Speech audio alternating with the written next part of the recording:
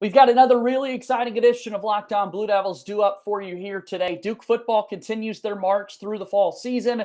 1-0 on the year. They get set for a road trip at Northwestern. Duke men's basketball. Tariq Whitehead continues to recover from his injury. TJ Power making a big decision today. Will Duke be his landing spot? We discuss all of that coming up on today's episode of Locked On Blue Devils. Dick Vitale, hey, make sure you listen, man, to Locked On Blue Devils with JJ Jackson. He's awesome, baby. You are Locked On Blue Devils, your daily podcast on the Duke Blue Devils, part of the Locked On Podcast Network, your team every day.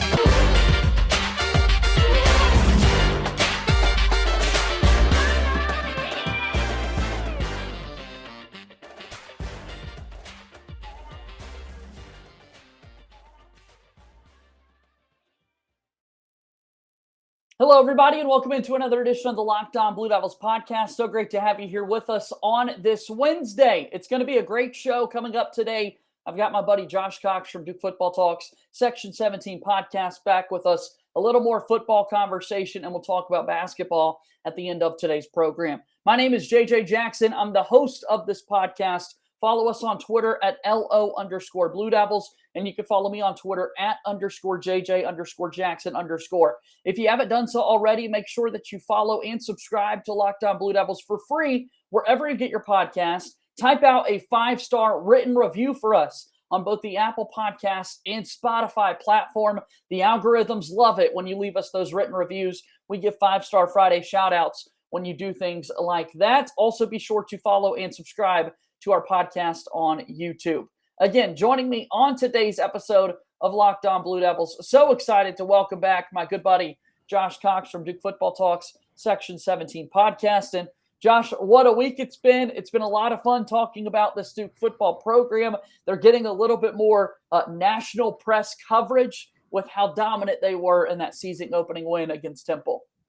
Just think, JJ, 6 weeks ago, man, you're like, man, it's the summertime. Like, what can we do to talk about on the podcast? What can we talk about? Now here we are, man. Football season is rolling. We've got basketball news. You know, you mentioned TJ Power and the opener and his decision. We got all these things to talk about now, man. And so what a great season. And, yeah, Duke football 1-0. Mike Elko getting his first win as a Duke head football coach. Man, what a great week it's been for Duke football. And I would be oh so remiss talking the life of Duke athletics. Allow me for just a moment to also give a quick plug and shout out to the Duke women's soccer team, Robbie Church, 20 plus years leading that program. And tomorrow, Thursday, September 8th, a massive matchup there in Durham on the campus of Duke University at Koskinen Stadium. It is a top 5 battle between Duke and North Carolina, the first ACC matchup for both squads. So shout out to a top 5 ranked Duke women's soccer team. All right, let's talk football and talking about Riley Leonard once again, like we got into yesterday. The numbers again, if you haven't heard them already, in Riley Leonard's debut as QB1 for the Duke football program, 24 of 30 for 328 yards, 2 touchdowns, and no interceptions. Unbelievable performance from the Duke quarterback. Unbelievable is a good word. In fact, there were only 3 quarterbacks in Duke history to have a debut with better numbers. And so Sean Renfree was the one that most Duke fans would remember. He was the latest to do it. But then you had in the same season, ironically, Billy Ray and Ben Bennett back in the day. And so 4th at all time in school history with that opening performance. And, man, he started the game just laser sharp, went 15 for 15 before he had an incompletion. I mean, just awesome. I believe that's also tied for 3rd most or something like that in Duke football history as far as 15 pass completions in a row. So all those things, man, what so awesome for Riley to put in the work that he did to win the job, and not only to win a job, but then to come out the first week and show people why he won the job. In football, the offense opens up so much here in the year 2022. Like, that's no surprise to anybody. We see it at the top level. The NFL has turned into a passing league You've got to have a quarterback. You've got to be able to move the football through the air. And at times over the last 4 years, we've had 4 straight different quarterbacks. I mean, and David Shoemate's open on the Blue Devil Network. He's talking about the product from Fairhope, Alabama, that unfortunately is the 4th straight quarterback to start the year for Duke because there's been no consistency there. And so in, again, a sport where you've got to be vertical, you've got to take your shots down the field, Riley Leonard did just that. Let's look at those numbers again, Josh, because you talk about big explosive plays within your offense. Jalen Calhoun had a 32-yard reception. Jordan Moore went 52 on his longest play. Samir Hagans had a 39-yard grab. We saw Eli Pankel go 19 yards on his longest completion, and Cole Finney had a 20-yard catch as well. That's 5 catches right there instantly that are those big explosive plays that an offense needs to really move the ball down the field. And what did Riley end up at? I believe it was 10.8 per pass, right You're under exactly 11. Right. Yep. Right under 11 yards per pass. And I mean, once again, this is coming from the last couple of seasons of dink and dunk, and I felt like 5 yards at a time. And so, listen, I mean, I think Riley would say this, Kevin Johns had them very prepared. The players and Coach Elko said, Riley knew what he was doing. He was very well prepared to start that game out. And typically, most offenses will start out with their first X number of plays already called. They already know what they're running. And man, if he didn't execute that, to a T. And then, we mentioned it yesterday, but I think it bears mentioning again is the camaraderie that Riley has with Jordan Moore, and not just Jordan, obviously Jalen Calhoun. Let's be real. I mean, Jalen is a stud. Yeah. But they've spoken about how, because Jordan's been in the quarterback room so much as well, he's like, now I'm not just watching those routes happen from the quarterback position. I'm participating in those routes. And he's like, I'm getting a different perspective on the things that I was seeing from the quarterback spot. And so, I just think this is actually going to grow and become even more of a thing between Riley Leonard and Jordan Moore. And so, yeah, Riley looked spot on. And I think partly because his running mate, one of his best friends, the guy he battled and fought with, was not over on the sideline calling the plays in for him, but was on the field with him. And so it's really cool to see.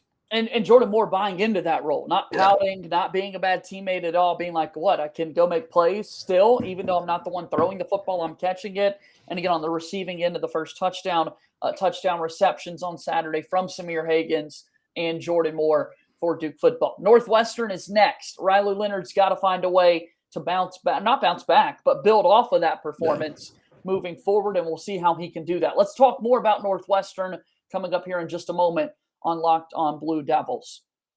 Today's episode of Locked On Blue Devils is brought to you by our friends over at LinkedIn. As you gear up for the fall, you need the right people on your team to help your small business fire on all cylinders. LinkedIn Jobs is here to make it easier to find people you want to talk to faster and for free. You can create a free job post in minutes on LinkedIn Jobs to reach your network and beyond to the world's largest professional network of over 810 million people. Then you can add your job and the purple hashtag hiring frame to your LinkedIn profile to spread the word that you're hiring so that your network can help you find the right people to hire. Simple tools like screening questions make it easy to focus on candidates with just the right skills and experience so you can quickly prioritize who you would like to interview and hire.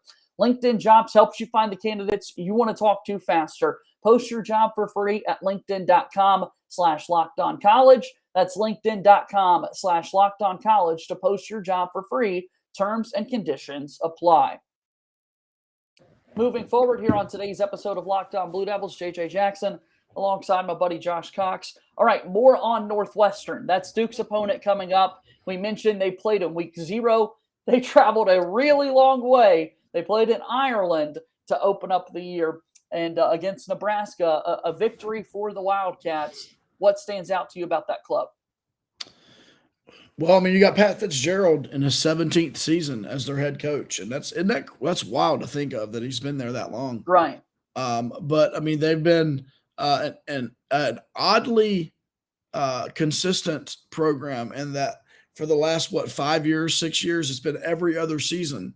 They've been really good. Right. And then every other season, in reverse. They've not been very good. And so, interestingly enough, this is the season where if that stays true to form, they're going to be really good again this year. And we'll see. It's, in my opinion, it's largely the same team that was on the field last year. But I feel like that Coach Fitzgerald has settled in with Helinski being the starting quarterback, and Duke was on the beneficiary last year of Hunter Johnson being the quarterback. And so, or starting at quarterback. So it'll be a little bit different there. Ryan Helinski looked really, really good against Nebraska. Got to give him credit for that. But once again, I throw the question out there of, can we learn anything from that week 1 game in Ireland? Nebraska goes on and does not have a bye week last week, by the way. And they played North Dakota, not North Dakota State, but North Dakota. And they struggled. They ended up putting them away and beat them by 21 points. But they struggled, and they did not put them away until later in the second half. And so Nebraska could really, really be a struggling football team. And so for all we know, that game at the end of the day may not mean anything in the grand scheme of things. Once we get into week 7, 8, 9, we may look at that and be like, yeah, Nebraska, no, who cares? That's not a quality win. So I don't know. All I will say is this. The team that beat Northwestern last year in Durham, that Duke football team, this Duke football team is steps better. Steps, plural, better. Now, I would probably admit, and I would think that Northwestern fans would say that they too feel like they are steps better. But I could promise you Duke is better. Yeah. And so this is going to be a very interesting thing. I think it's interesting also, this game is going to start at 11 a.m. Local time, 12 Eastern time. So 11 Central, going to be on FS1. And so it's going to be a great opportunity once again for Duke and for Coach Elko to come in and, set the culture. And this is what we're going to be about. So, yeah, I wish that we had more. I wish that that Northwestern would have played a game this past weekend and we could have maybe seen them again. But who knows? Yeah, and we'll get a more detailed breakdown of Northwestern on Friday when we've got that Locked On crossover episode with our buddies over at Locked On Northwestern. But talking about that team in particular, second straight week that Duke is going to play an SEC transfer quarterback. Dewan Mathis from Georgia to Temple. Ryan Helinski played for the South Carolina Gamecocks in the SEC, now quarterbacking the Northwestern Wildcats. For this Duke football team, offensively, I think it's got to be just more of the same, Josh. Keep everybody involved. Make sure Riley Leonard is comfortable, because it will be challenging. This is a road game. This is your first big start as the guy. It's your team, your football program. First time we're seeing Mike Elko kind of go on the road as a head coach. And for any football team, no matter the level of playing experience, there is just this bit of adjustment that takes place when you do go on the road for the first time, and that's a challenge coming Duke's way on Saturday. Yeah, I'll speak on two things there. Number one, just the logistics of a road game. Just the flights, the buses, the hotels, the meals, all those different types of things. It's like, not only is this the first time this season that this team collectively will experience that, this is the first time a Mike Elko coached team will be able to do this. And so he is going to be, figuring that out a little bit. So that'll be interesting to see how that works. But then secondly, my question to this Duke team, and it's going to happen at some point in time, how will this Duke team respond to adversity, right? Like, how will they respond when there's a tipped pass and an interception? How will they respond when the running back, the guy's helmet pops that football right out and there's a fumble? Like, how are we going to respond when a fluke play doesn't go our way and, they score a long touchdown? Let me ask this, Josh. How is Duke going to respond when the opponent scores? I mean, we've got to be realistic and realize. I mean, look, it's fun, but you got to realize and be realistic. Duke is not going to go, they're not going to shut out every single opponent the entire season. How in the world does this team respond when someone else scores? Yeah, exactly. And so it's that whole mentality of, like, if they get punched and when they get punched, how hard do they punch back? and how quickly do they punch back. And so I'm actually looking forward to that. I'm looking forward to seeing it. We're probably not going to see that the following week against North Carolina A&T. And so we need to see it this week. This Northwestern game and then the Kansas game, these are the two non-conference games that are going to prepare us the best for what we face in the ACC, beginning with Virginia. So we must be prepared. And so I'm looking forward to seeing that. What's going to happen when that O-line breaks down inevitably at some point in time and gives up a sack or two on Riley. Like, what's going to happen when Riley throws the ball and gets popped, by somebody. So, these are all good things. Like, what happened against Temple was like pie in the sky. If you could have created a scenario for Duke football, that was it.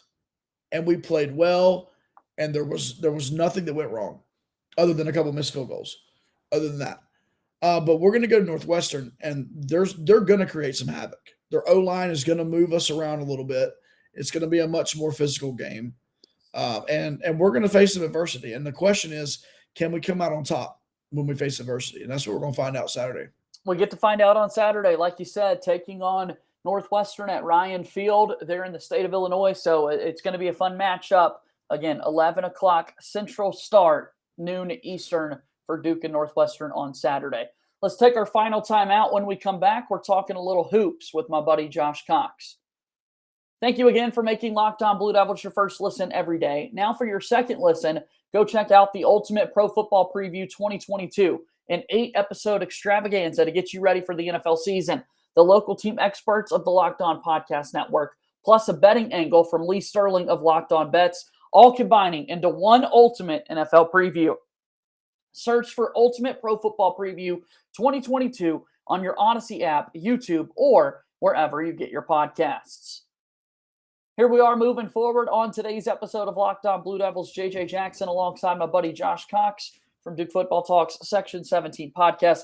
Let's shift gears entirely and talk a little bit about Duke basketball. First time, look at that. If you're watching us on YouTube, how does that not motivate you? The brotherhood indeed, man. Let's talk a little Duke hoops. And this is the first time that you're going to get to speak on this. But unfortunately, we did have Dariq Whitehead suffer a foot fracture, and he's going to be sidelined for a fall camp leading up to the start of the year.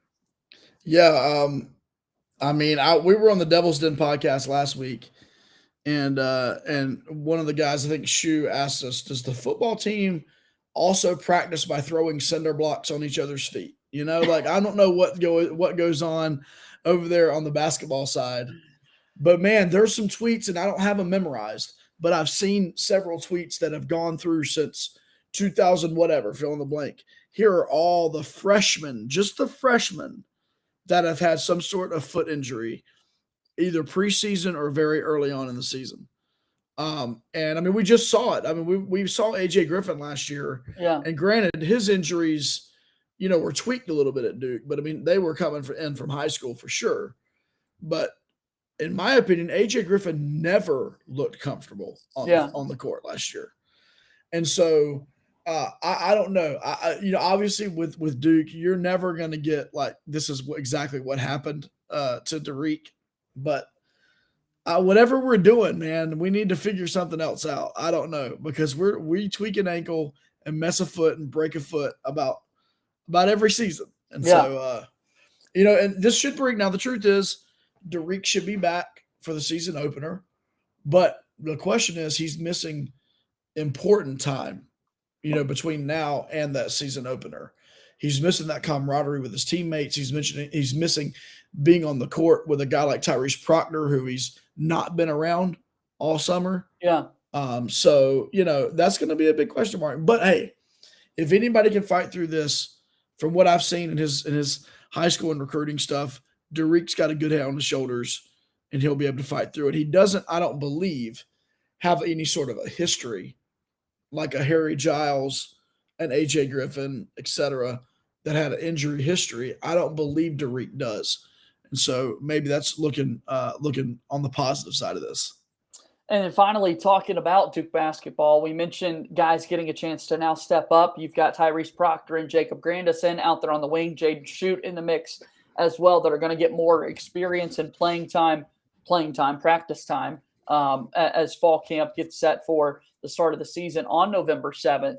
But from the Tyrese Proctor angle, he's now on the team. He's reclassified, opening up another scholarship in the class of 2023. And really exciting news today, Wednesday, September 7th at 5 p.m. Eastern, TJ Power is going to make his college decision. Duke is one of the 5 finalists. We're seeing some crystal ball projections over at 247 Sports that are leaning in Duke's favor. And this would be a really, really awesome addition to that 2023 class. Well, yeah, I mean, if for no other reason than the fact that UNC and UVA are also in the running, right? I mean, half of the recruiting battle is just to stick it to your rivals. And so, I think that's a good thing. I'm seeing the same thing you're seeing, JJ. I'm seeing more crystal ball heading in Duke's direction. It's funny. We're like, yeah, TJ Powers is going to probably be a multi-year player. I'm going to stop saying that about these guys because half of them come in and they're not as good as we thought and they transfer out. The other half of them are one and dones. And we're like, man, I didn't see that coming. Like, how did that happen? Right. And so I'm going to stop projecting about these guys.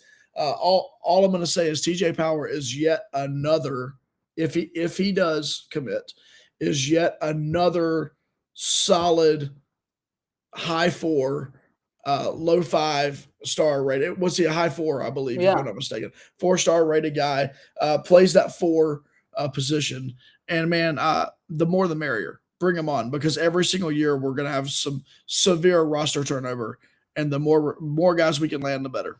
And we love shooting, and TJ Power is regarded as one of the best shooters out there, period. He's also an unbelievable prized pitching prospect at the Major League Baseball level. So TJ Power, this is a high school student, basically, that we're talking about.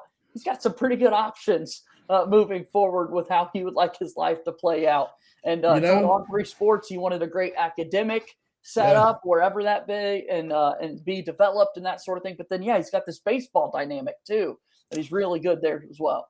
And that's interesting too because usually basketball and baseball aren't your 2 sports. It's like baseball and football, or maybe football and basketball. Right. And so that'll be interesting to see. There may be already things in place with this, but just the whole NCAA getting involved. If he were to, I don't know what the pro to amateur looks like when you're playing multiple sports, especially a place like baseball where you're going to get drafted out of high school. Rules apply. Yeah. Who knows anymore? We don't know. I have no clue. Exactly. But man, hey, how cool would it be? Let's find out. Let's figure it out. Yeah, and if there's an institution that will figure it out and will figure out any way to make sure he is productive on every possible level, it's going to be Duke. And so, if that happens, crossing our fingers that it does, it'll be awesome to have TJ in the program. And if somehow, some way, TJ Power, if you're listening to us right now, first and foremost, later today, we need you to actually commit to Duke. It's still up in the air, but the commitment needs to come first, and then we can kind of worry about those other things. So I'll just say it, TJ, welcome to the brotherhood, man. You flashed it up earlier, man. I mean, I already did. So that's my pitch, But. That's perfect. Josh, the time is always greatly appreciated. Thanks for joining me again on today's episode of Locked On Blue Devils. Thanks, JJ. Go Duke, man. That's Josh Cox joining us here on the program. Follow us on Twitter at LO_Blue Devils. I'm on Twitter at _JJ_Jackson_. And that's going to do it for another episode of today's podcast. As always, go Duke. I'll talk to you tomorrow. Thank you and good day.